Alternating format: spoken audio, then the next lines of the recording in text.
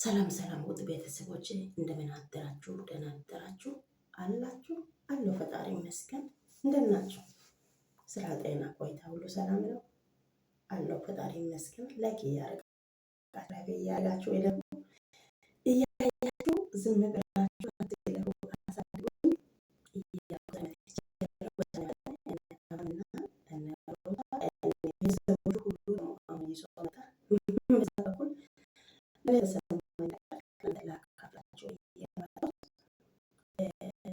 ማለት ነው።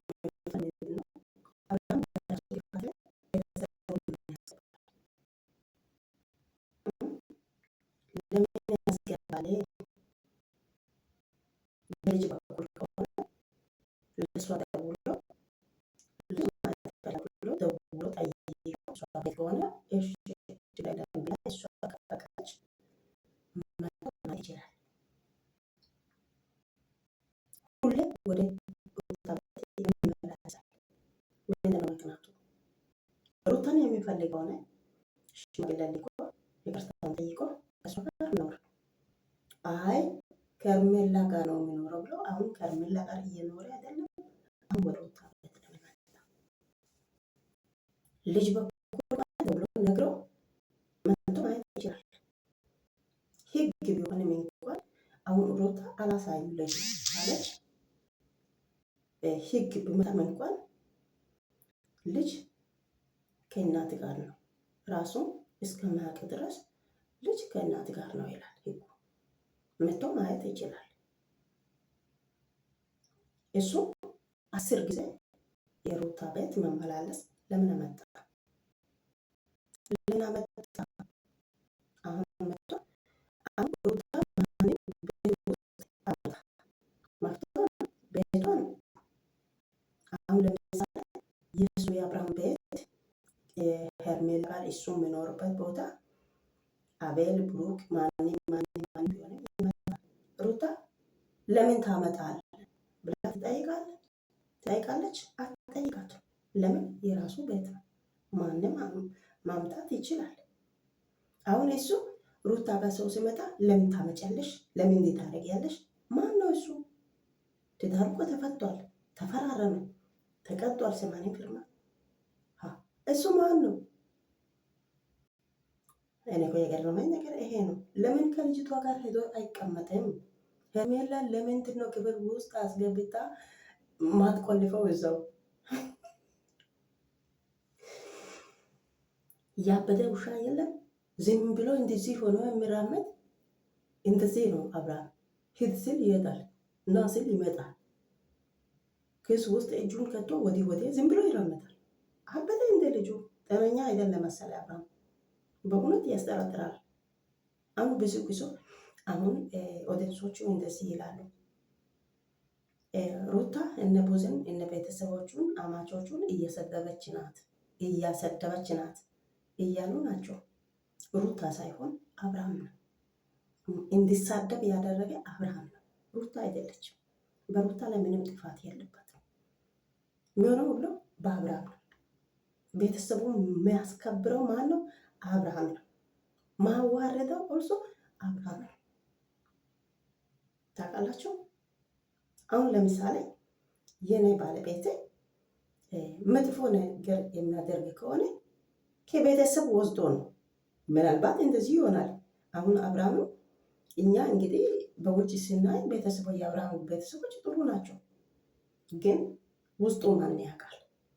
ከቤተሰብ ወጥቶ ይሆናል።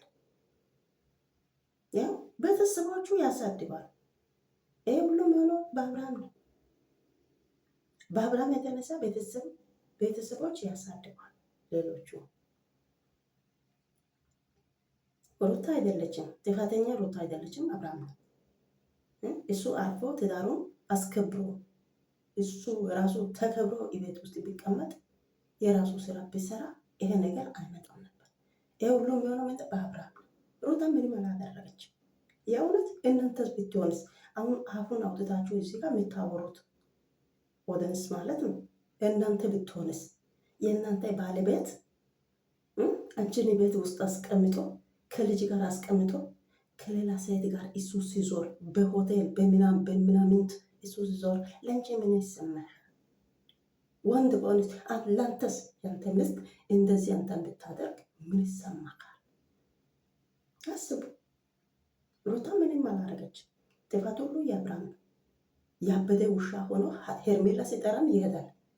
እዚህ ጋር ደግሞ ልጁን አያለው ብለው እዚህ ይመጣል። በመሀል እጁን ኪስ ውስጥ ከቶ ወዲህ ወዲህ። አብርሃም ጤነኛ አይደለም። ጌታ በጣም ነው የሚያስጠላው። ይህ ሁሉም የሆነው አሁን ቤት መጥቶ ቤተሰቦቹን አምጥቶ ምን ጥሩ ነገር ሰርቶ ነው ቤተሰብ ማማጣው? እሱ የራሱ አሳፋሪ ስራ ሰርቶ ቤተሰብ ማምጣቱ ምንድን ነው? ቤተሰብ ማሳደብ ምንድን ነው? አብርሃም ሰው አይደለም እንደ ቆይ ለነቆ ያልገባኝ ነገር እሱ አልፈልግም አለችው አይደለም? እሱም አልፈልግሽም ለራስሽ ኑሮ ኑር ያለ ከልጅቷ ጋር እየኖረ እየፈለገ እየሆነ አይደለም? ሩታ ራሷ ቤቷ ቁጭ ብላ ልጁን ጠብቃ ቁጭ ብላለች። ለምን ይደርሳታል? ለምን ይመጣል? ለእሷ ቤት የእሷ ቤት ለምን ይመጣል? የኔ ጥያቄ ለምን ይመጣል? መጀመሪያ ለምን ቤተሰቡን ያመጣል? ለምን ያሳድጋል? ምንድነው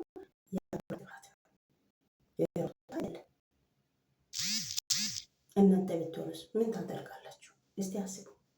አሁን እዛ ጋር ሄርሜላ ሌላ ልጆቹ ጋር ተቃቅፋ ምን ሆና ከሌላ ወንድ ጋር ፎቶ ተነስታ ምናምን አሁን እዚህ ጋር ተፎስቷል።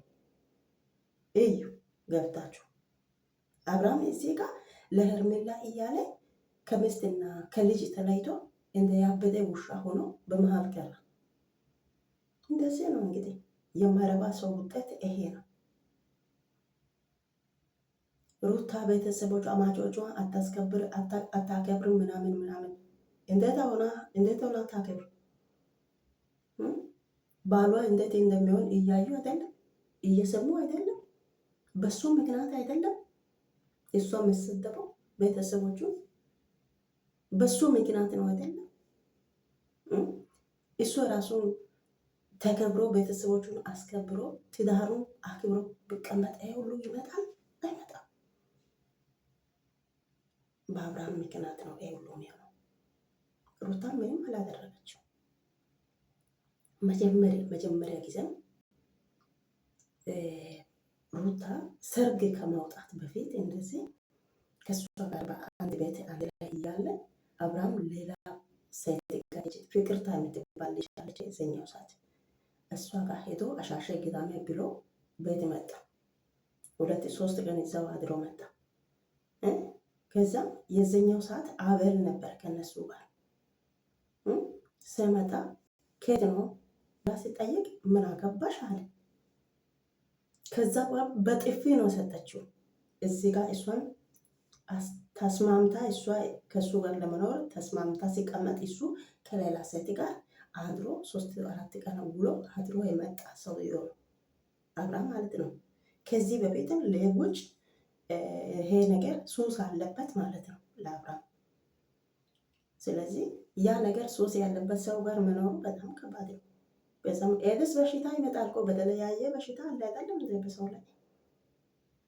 እሱ በየአይነት ሴት ጋር ዞሮ ወደ ሚስት ጋር መጥቶ ሚስት ጋር መተኛት፣ ከዛም ሚስቷ ደግሞ እንደሆናል ለምን እንደዚህ ትሆናለህ አልፈልግም ስትል መጥቶ ቤት ውስጥ ይኸው አሁን ግርግር፣ ጭቅጭቅ፣ ስድብ ይህ ሁሉ ምንድን ነው? በአብርሃም ነው። የሴት ሱስ አለ ለአብርሃም፣ የሴት ሱስ፣ ከሴት ጋር መተኛት ሱስ አለ። ሱስ ባይኖር አንድ ሚስት አገብቶ ከሚስት ጋር ነው የሚኖረው እንጂ 10 ሴት ጋር አይሄድም። ስለዚህ በሩታ ላይ ምን ጥፋት አለ? ምንም ጥፋት የለባት። የእውነት ጥፋት የለባት። እኔ ቢሆንም አደርጋለሁ። እሷ የምታደርገው ነገር እኔ ቢሆንም አደርጋለሁ። ጌታን ምን ትላላችሁ እናንተ? ትቀልዳላችሁ እንደ በትዳር ቀልድ ነው እንደ ሹሃዳ። ሰላም ለእናንተ ይሁን። መልካም ውሎ ይሁንላችሁ።